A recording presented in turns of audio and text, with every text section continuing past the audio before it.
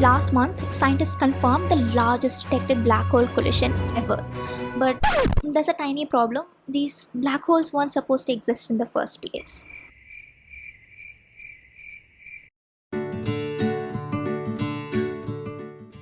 Welcome to Sand in the Stars, a cozy little place for us to talk about the universe and the physics behind it. This episode is about the largest black hole merger.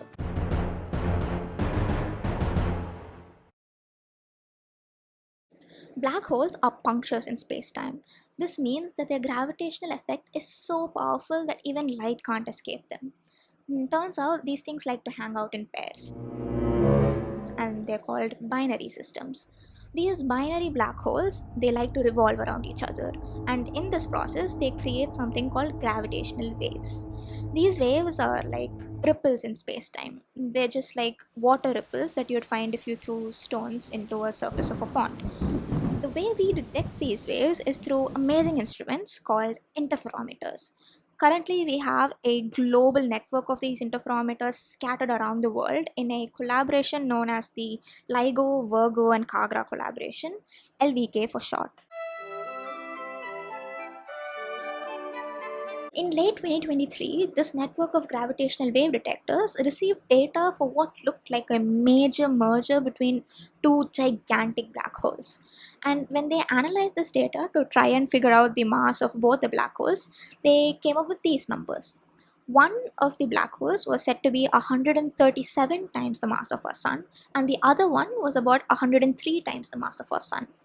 Now, what's interesting about this data is that both of these masses lie under something known as the black hole mass gap, and these black holes are termed as intermediate black holes. What's also interesting is that they were spinning at such high speeds. They were spinning at speeds that were close to the theoretically allowed maximum amount of speeds. So they were completely rare in two separate ways. The black hole mass gap is a forbidden mass range for black holes, which means that black holes are rarely found with this mass. This could happen due to various reasons, but both of the black holes that we just found are exactly within this range. The reason why we never find black holes in this intermediate range is mainly due to something called a pair instability supernova. Black holes can be formed for various reasons, but the most common way for a black hole to form is through a dying star, and this happens in a process called a supernova.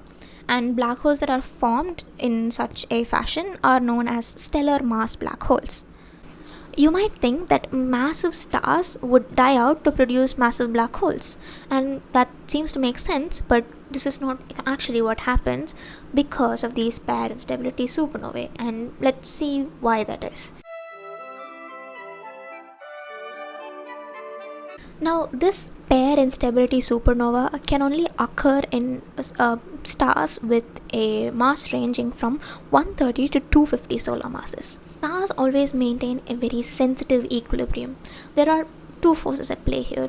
One, the gravitational force, which is making the star want to collapse inward onto itself, and the second is the radiative pressure, which is an outward force that wants to make the star explode.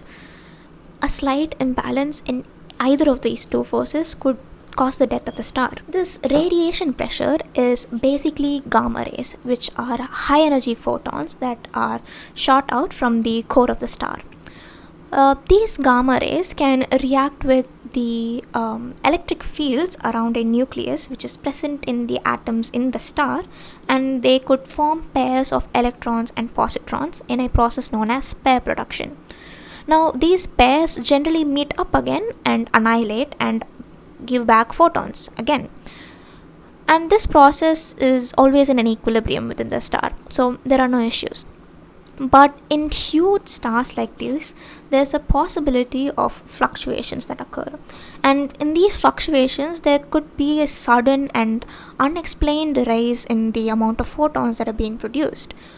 And most of these fluctuations have no dire consequences. But sometimes, if the amount of photons produced they increase rapidly, they could cause this really dangerous chain reaction for the fate of the star. So basically what happens is that there's a sudden increase in the amount of photons that are being produced, which means an increased number of pair productions. And like I said, these pairs meet up again and they could become photons. But in that gap, before they can annihilate, there's this really short period of time where there's a decrease in the radiative pressure. Remember that these photons are causing the radiative pressure that is keeping the star intact, preventing gravitational collapse. So in this tiny time interval, when there's a lowering of the radiative pressure, this is what causes the star to die. Due to the decrease in radiative pressure, the star temporarily collapses.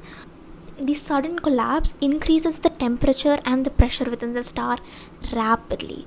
But the problem with this is that it's going to set off a nuclear fusion reaction within the core of the star. Let's say the star stopped fusing its elements at oxygen and it didn't have energy to fuse oxygen to create higher elements. But this is going to give it the energy it requires. So now oxygen starts fusing and it's going to produce massive amounts of energy, all because of a tiny fluctuation. And the gravity is not going to be able to stop it. The sudden output of energy is going to make the star explode. And this is a pair instability supernova.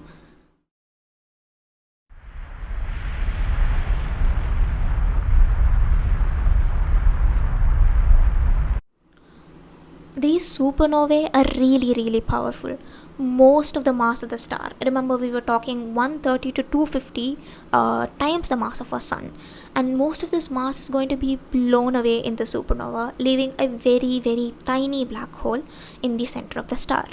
So this is why even when there's a massive star that is found, the chances are it won't lead to a massive black hole, because it's going to create more and more violent reactions, more and more violent supernovae that is going to tear apart the star and only leave a small black hole, no matter the case.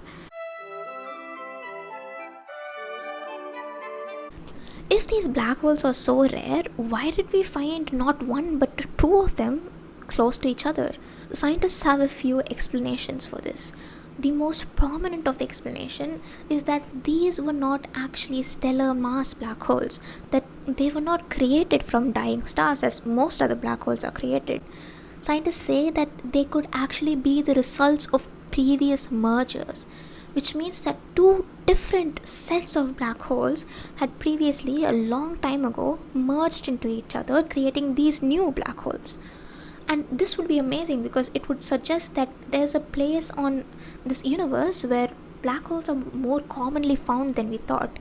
These could be at the centers of galaxies, that there's a higher density of black holes, and these places are called active galactic nuclei. Finding such a black hole region could be amazing for astrophysics because they could tell us more about these rare phenomena like black holes, their orbits around each other, how gravitational waves are produced, and different kinds of binary black hole mergers.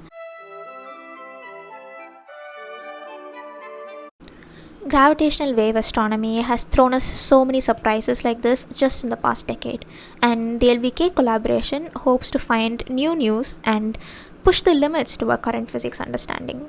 So let's all stay tuned for news like that, because gravitational wave astronomy is a super exciting topic in the current times. And seeing that it only started in 2015 with the first ever detection of gravitational waves, in just 10 years we've come so far, and there's a really bright future for this field of astronomy. And let's hope that we find exciting stuff about gravity, black holes, and a lot. So hope you guys enjoyed today's episode on gravitational wave astronomy. I had a lot of fun researching and recording this topic, and I hope you found it fun as well. Feel free to drop a like if you like this video, and also subscribe if you want more astrophysics content, and let me know what you want to hear next time. See you in the next episode. Bye bye.